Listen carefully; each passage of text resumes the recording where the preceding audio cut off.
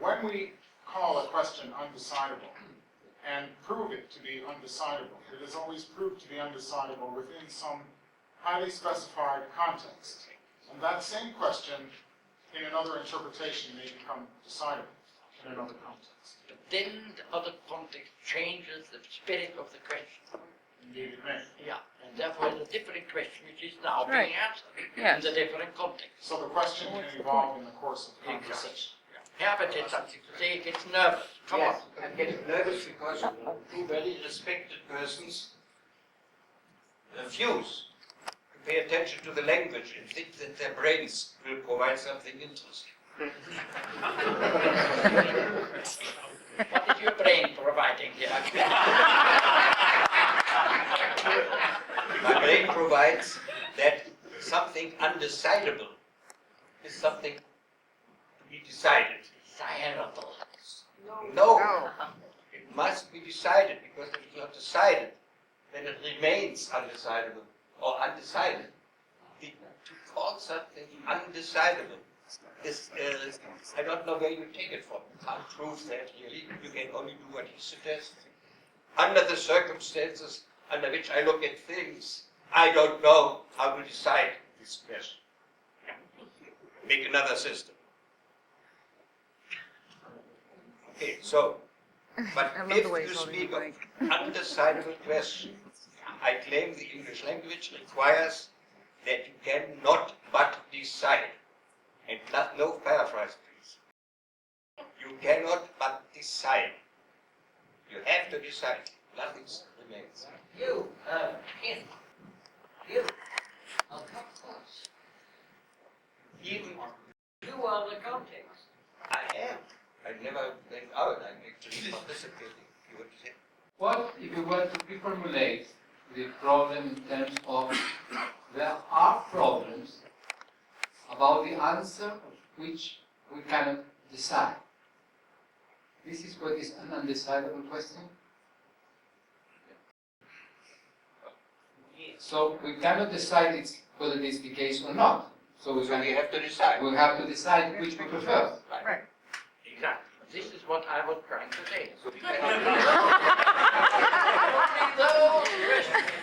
Can in principle not decide. We can. We must. We must, according to her. Thank you. Well, now I find myself being confused between a question that can be decided and a question that can be answered. I can help you. Ah, You see, I could give you, for decision, a set of answers for a particular question. And then you decide which answer would do. Therefore, the question of answering and deciding can be reduced to the problem of deciding. I can give you a set of answers. You can then decide which one you would like to take. This is usually the case in those cases where, in principle, the answer to the decision cannot be made. And the point I was trying to make, Herbert helped me tremendously to clarify that, is only with those questions which are in principle undecidable. We can, according to Herbert, must, will, shall decide. And this we do this practically all the time. Do this all the time. Therefore we are pouring forth beautiful answers.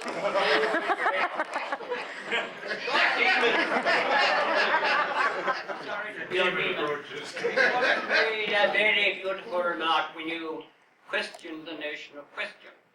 That is to say, for example, those papers which are issued and usually thrown back by students, fortunately, they're wise, like 3 plus 4 equals blank.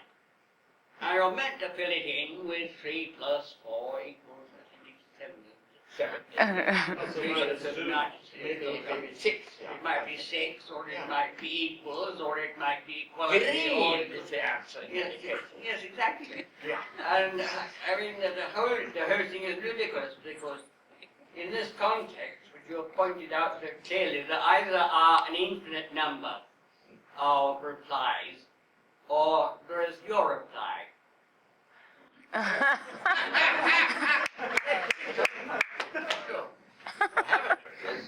Somebody has to make up my mind. there, of course, You're not right or wrong.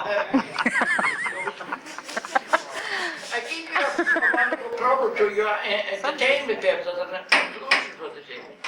You remember Pavlov's fascinating experiment with dogs?